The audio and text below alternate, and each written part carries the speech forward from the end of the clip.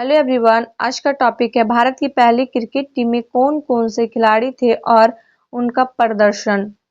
पहला है अमर सिंह, दाएं हाथ के मध्यम गति के तेज गेंदबाज और निचले क्रम के प्रभावी बल्लेबाज थे। 1932 से लेकर 1936 ईस्वी तक अमर सिंह ने भारत की तरफ से 7 टेस्ट मैचों में हिस्सा लिया था। वे भारत के पहले गेंदबाज और ऑलराउंडर थे। वे टेस्ट कप हासिल करने वाले पहले भारतीय थे। इसके अलावा टेस्ट क्रिकेट में अर्धशतक लगाने वाले एवं छक्का लगाने वाले वे पहले भारतीय थे। दूसरा, सोहराबजी कोल्हा, दाएं हाथ के बल्लेबाज थे। 1932 से लेकर 1933 ईस्वी तक सोहराबजी कोल्हा ने भारत की तरफ से 2 मैचों में हिस्सा लिया था। इसके अलावा वे 1935 में ऑस्ट्रेलियाई सर्विस एकादश के विरुद्ध एवं 1937 में लॉर्ड टेंसन की टीम के विरुद्ध भी खेले थे।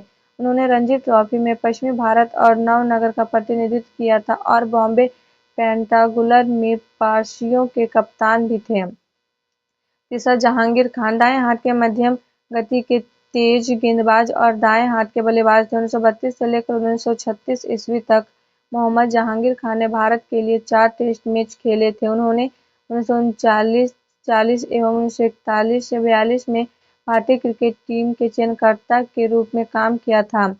चौथा, लाल सिंह, दाएं हाथ के बल्लेबाज और दाएं हाथ की धीमी गति के गेंदबाज थे। लाल सिंह ने भारत की तरफ से केवल एक टेस्ट मैच हिस्सा लिया था। वे भारत की तरफ से टेस्ट खेलने वाले पहले सिख थे। उन्होंने 32 में खेले गए मैच में क्षेत्र रक्षण का जबरदस्त प्रदर्शन करते हुए फ्रैंक वुली को रन आउट किया था। इस मैच की दूसरी पारी में लाल सिंह ने 29 रन बनाए थे और अमर सिंह के साथ 40 मिनट में 74 रन की साझेदारी की थी। वे स्वभावतः काफी आक्रामक बल्लेबाज थे और उनका रक्षण काफी अनिश्चित था। नवोमल जुमाल, दाएं हाथ के बल्लेबाज और दाएं हाथ के लेग ब्रेक गेंदबाज थे। 1932 से लेकर 1934 तक नवोमल जुमाल ने भारत की तरफ से 3 टेस्ट मैच में हिस्सा लिया था। वे भारत के पहले सलामी बल्लेबाज थे जिनकी खेलने की शैली रक्षात्मक थी। नवोमल जुमाल के नाम भारत की और पहला चौका लगाने का रिकॉर्ड है। 1933-34 में मद्रास टेस्ट में नॉबी क्लार्क की गेंद उनके चेहरे पर लगी थी, जिसके कारण वे उस दौरे के इन मैच में नहीं खेल पाए थे। नवोमल जुमाल ने 50 के दशक के अंतिम दौर में पाकिस्तान क्रिकेट टीम के कोच के रूप में एवं 1957 में राष्ट्रीय चयनकर्ता के रूप में काम किया था। जनार्दन नावले, दाएं हाथ के बल्लेबाज और विकेटकीपर थे। वे भारत की ओर खेलने वाले पहले विकेटकीपर बल्लेबाज थे। 1932 से लेकर 1933 तक जनार्दन नावले ने भारत की तरफ से 2 टेस्ट मैच में हिस्सा लिया था। उन्होंने भारत के पहले सलामी बल्लेबाज के रूप में पहली गेंद का सामना किया था तथा पहला रन बनाया था। सी.के. नायडू, दाएं हाथ के बल्लेबाज और दाएं हाथ के धीमी गति के गेंदबाज थे। वे टेस्ट मैचों में भारतीय क्रिकेट टीम के पहले कप्तान थे। 1932 से लेकर 1936 तक सी.के. नायडू ने भारत की तरफ से 7 टेस्ट मैच में हिस्सा लिया था। सी.के. नायडू भारत के पहले क्रिकेटर थे जिन्होंने किसी ब्रांड के लिए विज्ञापन किया था। सन 1956 में भारत सरकार ने सी.के. नायडू को तीसरे सबसे बड़े नागरिक सम्मान पद्म भूषण से सम्मानित किया था। सी.के. नायडू को 1923 ईस्वी में होलकर के शासक ने कर्नल की उपाधि से संबोधित किया था, जिसके बाद से वे कर्नल सी.के. नायडू के नाम से प्रसिद्ध हो गए थे।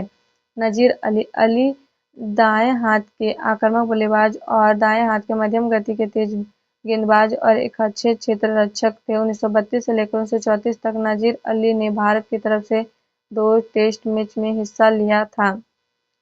मोहम्मद निशार, दाएं हाथ के बल्लेबाज और दाएं हाथ के तेज गेंदबाज थे। उन्हें आजादी से पहले भारत का सबसे तेज गेंदबाज माना जाता है। भारत के पहले टेस्ट कप्तान सी.के. नायडू के अनुसार 1932 में भारत इंग्लैंड के बीच खेले गए पहले मैच में मोहम्मद निशार द्वारा फेंकी गई गेंद की गति 1932 की प्रसिद्ध बॉडी लाइन सीरीज में ऑस्ट्रेलियाई टीम को परेशान करने वाले अंग्रेज गेंदबाज हेराल्ड लारवुड की गेंद से भी तेज होती थी। मोहम्मद निशार के नाम भारत की ओर से पहली गेंद फेंकने का एवं पहला विकेट लेने का रिकॉर्ड है। मोहम्मद निसार और अमर सिंह की जोड़ी को 1930 के दशक में सबसे खतरनाक तेज गेंदबाजों की जोड़ी माना जाता था। 1932 से लेकर 1936 तक मोहम्मद निसार ने भारत की तरफ से 6 टेस्ट मैच में हिस्सा लिया था।